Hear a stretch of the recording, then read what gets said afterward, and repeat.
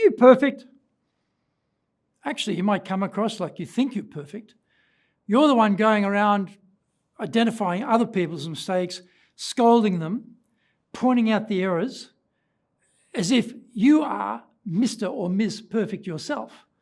Well, what do you think the reaction is from the other angle, looking back at you? They're thinking, you're a jerk.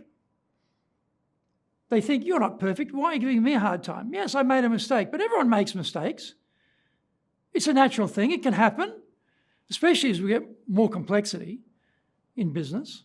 So we've got to be very careful how we handle mistakes. A good practice is, if there's been a mistake, talk about your own mistake first.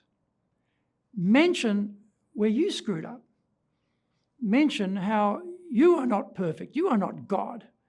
And then you can gradually move into talk about a problem that has arisen.